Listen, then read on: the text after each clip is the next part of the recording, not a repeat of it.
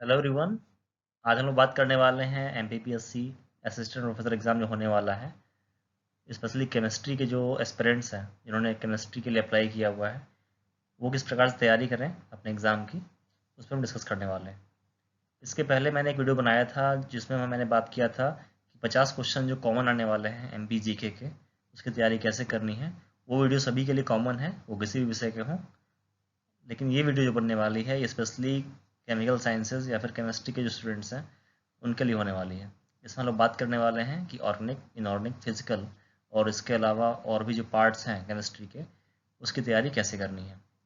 ये सारी चीज़ बताने से पहले बता दूं आपको कि जो भी एग्ज़ाम होते हैं असिस्टेंट प्रोफेसर के, ठीक है, इसकी तैयारी करने से पहले आप एक बार ध्यान से देख लीजिएगा कि जो भी एग्ज़ाम पहले हो चुके हैं प्रोफेसर के अदर स्टेट्स में या फिर उसी स्टेट में जहाँ की आप तैयारी करने वाले हैं, उनका लेवल कैसा है।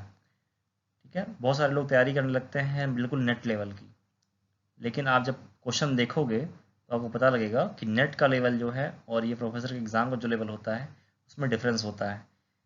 तो इसके लिए आप बेहतर यही रहेगा कि आप जेई नीट की तैयारी वाली जो बुक्स आती हैं, जो क्वेश्चंस वहाँ से बनते हैं, उसके साथ साथ एनसीईआरटी की बुक ज़रूर पढ़ें और उसके साथ में कपल करें आप अपने नेट की तैयारी को। सिर्फ और सिर्फ नेट की तैयारी या सिर्फ और सिर्फ जेई की नीट की तैयारी वाले बुक्स से काम नहीं चलेगा, दोनों को पढ़ना पड़ेगा। आपको जेई नीट वाले बुक्स में भी कुछ जो क्वेश्चन हैं उनको तैयार करने पड़ेंगे, और साथ में जो नेट का सेक्शन बी जो होता है स्पेशली, आगे हम और डिटेल में देखेंगे, उसको आप यदि तैयार कर लेंगे तो एग्ज़ाम में आपको अच्छा रिस्पांस मिलने वाला है। ठीक है,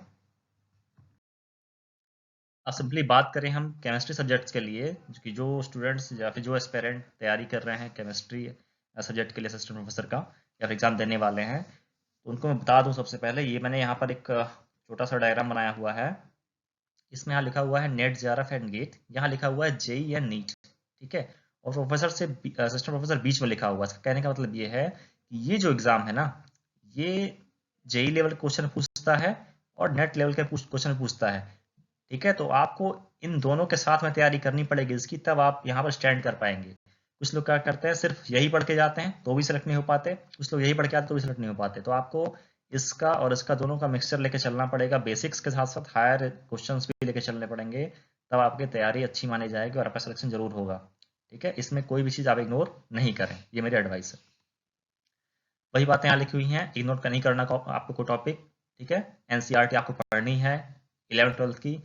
जेई नीट के जो क्वेश्चंस होते हैं और जो बुक्स होते हैं उसको जरूर एक बार पढ़ के जाएं। ओबी टंडन मैंने एग्जांपल लिख दिया है, आपको जो भी बुक मिल जाती है जेई नीट की तैयारी के लिए उसको आप पढ़ें। आप 20 दिन के अंदर आराम से रिवाइज कर पाएंगे, 20 से 30 दिन के अंदर आराम से कई बार रिवाइज कर सकते हैं आप, यदि आपने एक बार ढंग से उसको पढ़ लिया। और मान के चलिए एनसीईआरटी और जेई नीट से काफ़ी हद तक काफ़ी क्वेश्चन आपको मिलने वाले हैं। ठीक है, और ये एग्ज़ाम ऐसा है जेई नीट का एग्ज़ाम कि यहाँ पर आपको बेसिक्स तैयारी कराई जाती है, इनके बुक्स काफ़ी अच्छे और इजी लैंग्वेज में होते हैं। ठीक है, और यहाँ से आपको जो कॉन्सेप्ट मिलेगा, आप देखेंगे जब एग्ज़ाम देने जाएंगे या फिर प्रीवियस ईयर क्वेश्चंस भी आप देखेंगे तो डायरेक्टली आपको यहाँ से आए हुए क्वेश्चन मिलने वाले हैं। ठीक है, और यहाँ से आप सभी की तैयारी ऑलमोस्ट होती ही है, सभी लोग आप नेट जेआरएफ या फिर गेट क्वालिफाइड या सेट क्वालिफाइड होते हैं, तो यहाँ पर भी आप रिवाइज करते रहें, लेकिन इसको जरूर पढ़ के जाएँ। और चूंकि प्रोफेसर एग्जाम में बेसिक के साथ साथ कुछ ऐसे क्वेश्चन आते हैं जो वन लाइनर टाइप के होते हैं, जो कि नेट में कभी नहीं पूछे जाते, तो ये क्वेश्चन यहाँ पर आते हैं वन लाइनर टाइप के। उसकी भी तैयारी के लिए आपको प्रीवियस क्वेश्चन देखने पड़ेंगे सेट एग्जाम के, और साथ में जेई नेट मैंने बता दिया उसको देखेंगे, और solve all PYQs of NET, specially go for section B के जो नेट क्वेश्चन आते हैं ना छोटे वाले, उनको भी आप काफ़ी फोकस करके पढ़ाई करें, क्योंकि ये क्वेश्चन आपको डायरेक्टली वहाँ पर मिल जाएंगे। इसके अलावा सेम वही बातें अदर स्टेट पीएससी के लिए जो भी एग्जाम हुए हैं उनका, और 10th 12th ग्रेड टीचर का जो एग्जाम होता है उसके प्रीवियस ईयर क्वेश्चन पीवाईक्यूज आप इतने सॉल्व कर लो कि आपको वहां जाने के बाद कोई भी दिक्कत ना हो ऑप्शन और क्वेश्चन समझने में। ठीक है, क्योंकि बहुत सारी दिक्कत आ जाती है तब कि जब आप ऑप्शन में ही पढ़ते रह जाते हो कि चार ऑप्शन आपको बिल्कुल सेम दिखते हैं और आप पकड़ नहीं पाते क्या सही क्या गलत। तो ऐसे केस को बचने के लिए आपको सबसे पहले तो प्रीवियस ईयर क्वेश्चन ज़्यादा से ज़्यादा सॉल्व करना है।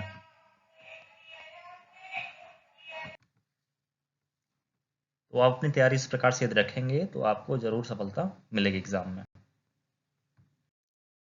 बात करते हैं स्पेशली इनऑर्गेनिक केमिस्ट्री के लिए कि इनऑर्गेनिक केमिस्ट्री का आपको पढ़ाई कैसे करनी है। तो आपको बुक्स कौन से फॉलो करना है इस एग्ज़ाम के लिए, तो पूरी शर्मा कालिया या फिर सिंपली अजय कुमार सर की जो बुक्स आती हैं बेसिक लेवल की, और इसमें क्या अच्छी बात है कि इसमें आपको बेसिक्स लेकर के हायर लेवल तक की जानकारी मिल जाती है, ठीक है। तो आपको ये बुक्स पढ़नी है, ना कि आपको बहुत हाई फाई फॉर्मेटर की किताब पढ़नी है। जेई हुई वगैरह यहाँ पर काम नहीं आने वाली है सच, ठीक है। तो आप कोशिश करिए कि मीडियोकर रेंज की बुक पढ़िए, जो बहुत ही बेसिक के साथ साथ बहुत ही एवरेज स्टडी को साथ लेकर के चल सके, ठीक है। एनसीईआरटी आपको 11th-12th की पढ़नी है, इनऑर्गेनिक में खासकर, क्योंकि इनऑर्गेनिक में जो सिलेबस होता है एनसीईआरटी में और जेई लेवल का, वो काफ़ी अच्छा होता है और आपको यहाँ से बेसिक्स क्वेश्चंस जो मिलते हैं, बेसिक क्वेश्चंस, वो आपको हर लेवल पे काम आते हैं। तो इसको जरूर रिवाइज करें और एक बार पढ़ करके जाएं, ठीक है। यहाँ पर मैंने जैम भी लिखा हुआ है, यदि आपको जैम के क्वेश्चन मिल जाते हैं इनऑर्गेनिक वाले, जैम के, नेट के और सेट के और जेई और नीट के, इतने क्वेश्चन यदि आप सॉल्व करके जाएंगे तो आप देखेंगे 60 to 70% क्वेश्चन आपको सीधे सीधे यहीं से मिल जाने वाले हैं एग्जाम में, ठीक है। इसके अलावा बहुत सारी चीज़ें आपको इस पर फोकस करना है और एग्जाम के आप पैटर्न यदि पुराना देखेंगे तो आप देख पाएंगे कि आपको बाइनॉर्निक, CFT, simply crystal field theory, MO diagram, structure, shape, hybridisation, main group से संबंधित जो आपके बोरेन्स हैं, सिलिकेट्स हैं, ठीक है, इस टाइप के जो पार्ट हैं यहाँ पर, और भी पार्ट इंपॉर्टेंट है वहाँ देख लीजिएगा आप।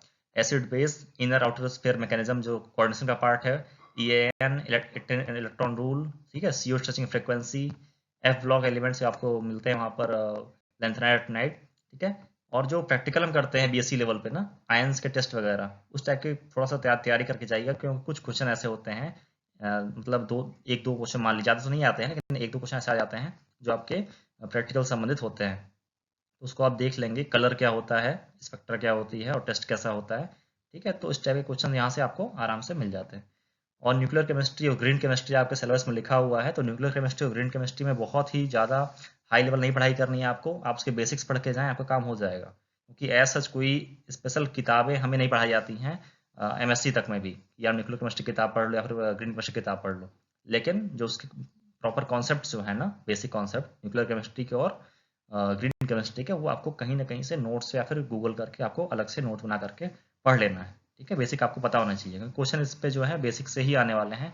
बहुत hi fi question nuclear chemistry और ग्रीन केमिस्ट्री में बिल्कुल भी नहीं आते हैं। इसके अलावा जो हमारे मेटल कॉम्प्लेक्सेस हैं उनके मैग्नेटिक प्रॉपर्टीज जो होती है उसको जरूर पढ़ के जाएं, और आप देखेंगे, आप पीवाईक्यू सॉल्व करेंगे तो इससे बहुत सारे क्वेश्चंस आपको इस पार्ट से मिलने वाले हैं। इसके अलावा जो भी पीवाईक्यू में आए हुए हैं उसको तैयार करिए, उसके टॉपिक को तैयार करिए, ठीक है। तो इस प्रकार से आपकी इनऑर्गेनिक केमिस्ट्री की तैयारी इतना करने के बाद काफ़ी अच्छी हो जाएगी, ठीक है। और पीवाईक्यूज तैयार करते करते उसको रिवाइज करते रहिए, और यदि आपके किसी क्वेश्चन में डाउट आता है तो आप उस कॉन्सेप्ट को दोबारा से रिवाइज करिए, बेसिक से लेकर के हायर लेवल तक का, ठीक है। रही बात ऑर्गेनिक केमिस्ट्री की, तो ऑर्गेनिक केमिस्ट्री में ध्यान देंगे कि आजकल जो मैं देख पा रहा हूँ, जो प्रोफेसर्स को एग्ज़ाम होता है सिंपली केमिस्ट्री में, ऑर्गेनिक केमिस्ट्री बहुत हाई लेवल की नहीं आती वहाँ, बेसिक लेवल की ही आती है। तो उसके लिए आपको बहुत ही ज़्यादा परेशान होने की ज़रूरत नहीं है। कुछ लोग की ऑर्गेनिक केमिस्ट्री ज़्यादा अच्छी नहीं होती है और वो एग्ज़ाम में जाते हैं तो ऑर्गेनिक केमिस्ट्री छोड़ के चले जाते हैं कि मैंने पढ़ा ही नहीं है इसलिए मैं करूँगा ही नहीं। तो ऐसी गलती बिल्कुल ना करें। आजकल एग्ज़ाम में ऑर्गेनिक केमिस्ट्री का पार्ट काफ़ी एवरेज आ रहा है, या फिर बिलो एवरेज बोल दे तो भी गलत नहीं होगा, काफ़ी इजी क्वेश्चन आ रहे हैं, ठीक है। तो आप सिंपल जो क्वेश्चंस होते हैं आपके, उसको पढ़ाई करके जाएंगे तो आपको काफ़ी अच्छा रिस्पांस मिलेगा। यहाँ पर किताबें कौन कौन सी लिख दिया मैंने, इनमें सभी नहीं पढ़नी है आपको, आपको बस जो अवेलेबल हो या फिर जो अवेलेबल हो जाए उसको आप प्रेफर कर सकते हैं, ठीक है। पीवाई ब्रूस सभी नाम जानते होंगे, पाउला यूरकानिस ब्रूस, ये फॉरेन राइटर हैं। सोलोमन, ये भी हम बीएससी लेवल में पढ़ते हैं, ये दोनों किताबें, इवन ये एमएससी में पढ़ते हैं, लेकिन हाँ ये बीएससी लेवल पढ़ते हैं और काफ़ी अच्छी किताब है ये, और काफ़ी क्वेश्चंस आपको मिल जाते हैं यहाँ से। जगदम्बा सिंह सर की जो किताब है, ये भी अच्छी है, इसमें बहुत सारे क्वेश्चंस दिए हुए हैं, तो आपको ये कॉन्सेप्ट प्लस क्वेश्चन दोनों चीज़ आपको इस किताब से मिल जाते हैं। सिंह एंड मुखर्जी, ये भी एक अच्छी किताब है, और यहाँ पर भी आपको बेसिक क्वेश्चंस और बेसिक कॉन्सेप्ट बहुत अच्छे से समझाए जाते हैं और क्वेश्चंस आपको मिल जाते हैं यहाँ से भी, ठीक है। इसके अलावा एनसीईआरटी 11th एंड 12th वो तो पढ़ना ही पढ़ना है आपको। जेई नीट लेवल की बुक्स जो हैं एक बार जरूर पढ़ के जाए, मेरी बात ये माने कि जो बच्चे या फिर जो लोग जेई नीट की तैयारी वाली बुक्स नहीं फॉलो कर रहे हैं, वो आप एग्जाम देकर आना, तो आप मेरी बात को याद रखोगे, देखोगे कि इससे कितने सारे क्वेश्चन आते हैं। आप बिल्कुल इस बात को इग्नोर ना करें। यदि आपने अभी तक नहीं देखा है इस चीज़ को, उसके पीवाईक्यूज और उसके क्वेश्चन जरूर देख करके जाएं, आपको जरूर फायदा मिलेगा। फिर मैंने लिखा हुआ है यहाँ पर all PYQs of JAM, JE, NEET, SET and read related notes. जो भी आपके एग्जाम होते हैं इस टाइप के, सभी के पीवाईक्यूज देखें और उनके जो नोट्स आपके पास बने हुए हैं उनको पढ़िए, और साथ में उसमें बेसिक पार्ट यहाँ से जो भी आपको पॉइंट्स मिलते हैं जो आपको नोट्स में ना हो उसको नोट्स करिए, रिवाइज करिए, ज़्यादा से ज़्यादा क्वेश्चन सॉल्व करिए, ज़्यादा से ज़्यादा रिवाइज करिए, आपको जरूर फायदा मिलेगा। ठीक है। और जीओसी जो होती है, जनरल ऑर्गेनिक केमिस्ट्री, यहाँ पढ़ते हैं कि इलेक्ट्रोफाइल क्या है, न्यूक्लियोफाइल क्या है, कौन कहाँ अटैक करेगा, स्टेबिलिटी क्या होगी। ठीक है, ये सारी चीज़ें आपको जीओसी मिलती है, तो आप जीओसी जरूर पढ़ के जाएं। रिएक्शन इंटरमीडिएट से क्वेश्चन आपको कम से कम 2 से 3 क्वेश्चन मिलने वाले हैं, जहां आपको पूछा जाएगा कि कार्बोटाइल की स्टेबिलिटी क्या है, रेडिकल की स्टेबिलिटी क्या है, नाइट्रीन यहाँ बन रहा है कि नहीं बन रहा है, या फिर कौन सी रिएक्शन ये रिएक्शन जा रही है, किस पाथवे से जा रही है। ठीक है, तो ये सारी चीज़ें आपको यहाँ से मिलने वाली है। मैकेनिज्म और रीअरेंजमेंट, कम से कम 3 से 4 क्वेश्चन आपको इससे मिलने वाले हैं। ठीक है, मैकेनिज्म और रीअरेंजमेंट से। तो आप ध्यान देंगे कि जितने भी आपके रीअरेंजमेंट हैं, वो सभी आप ज़्यादा से ज़्यादा उसको पढ़ के जाएं और इतना प्रैक्टिस कर लें कि आप देखते ही पहचान सकें कि कौन सा रीअरेंजमेंट है और उसमें क्या होता है। ठीक है, और उसके बेसिक क्वेश्चंस और थोड़े से हाई लेवल के भी, नेट लेवल के भी, सेक्शन बी के एटलीस्ट पढ़ करके जाएंगे तो आपको जरूर फायदा इसमें मिलने वाला है।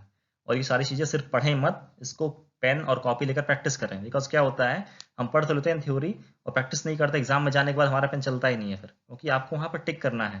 ठीक है, और टिक करने के लिए आपको डायरेक्टली टिक नहीं करना होता, आपको सॉल्व करना है फिर टिक करना है। वरना 4 ऑप्शन ऐसे सेट किए रहते हैं एग्जामिनर ने कि आप जो भी टिक करोगे ना बिना लिखे, ज़्यादातर चीज़ें गलत हो जाती हैं फिर।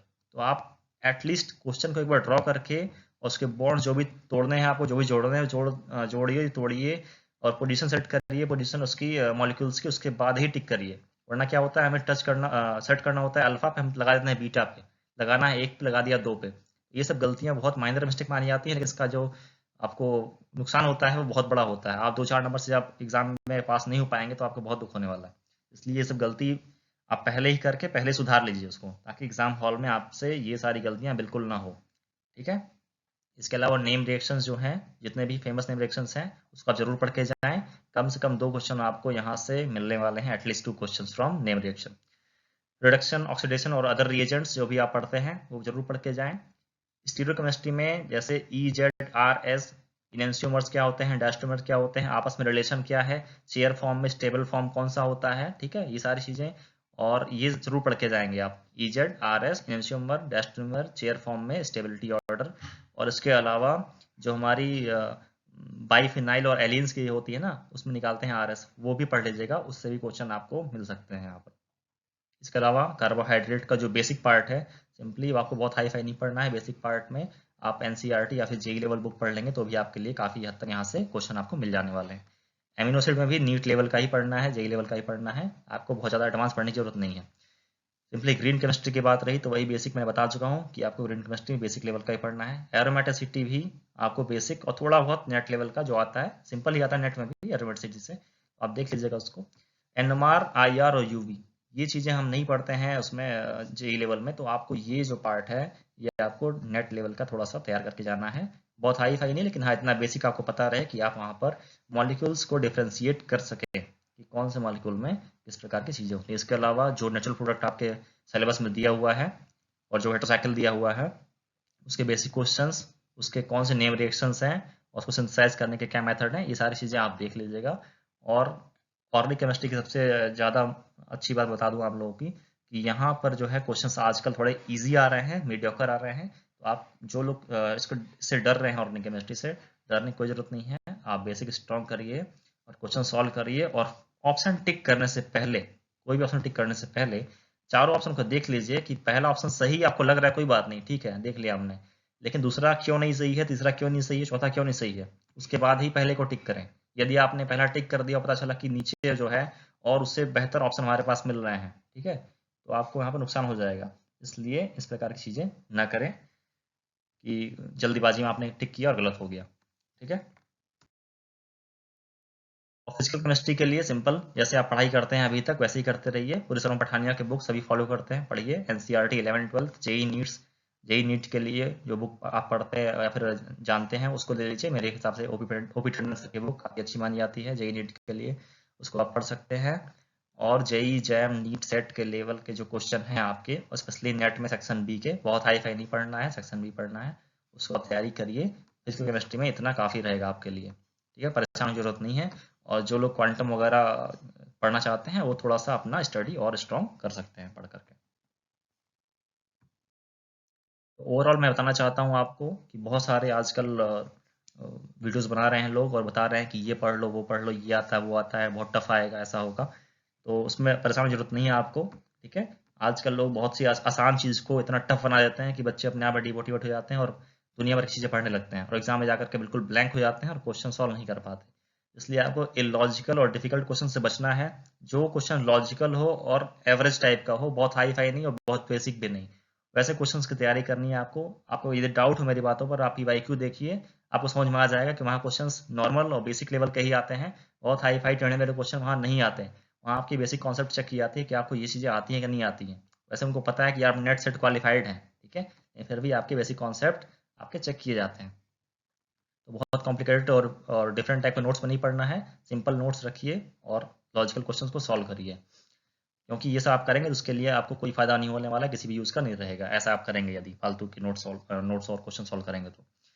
बेसिक्स को बहुत अच्छे से तैयार करिए, prepare basics well and keep net level knowledge in your mind. कहने का मतलब है आप जेई नेट की तैयारी करिए और साथ में नेट लेवल का भी नॉलेज अपने माइंड में रखिए। इससे आपको फायदा होगा। यदि क्वेश्चन एग्जाम का लेवल थोड़ा सा अप जाएगा तो ही आप उसमें आप कंट्रोल कर पाएंगे, और थोड़ा लो रहेगा तो भी आप कंट्रोल कर पाएंगे, ठीक है। तो आप इन बिटवीन जेई और नेट के बीच में पढ़ाई करें तो बहुत अच्छा रिजल्ट आपका आने वाला है।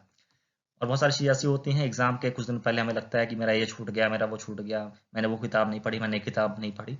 उसमें बिल्कुल आप टेंशन फ्री रहिए। जितना आप पढ़ रहे हैं उतना आपके लिए इनफ होने वाला है एग्जाम में। बिल्कुल निश्चिंत होकर पढ़ाई करिए, जितना मैंने बताया उतना फॉलो करिए, पीवाईक्यू सॉल्व करिए। आप सभी लोग का सिलेक्शन जरूर होगा। Thank you everyone, good luck, thank you.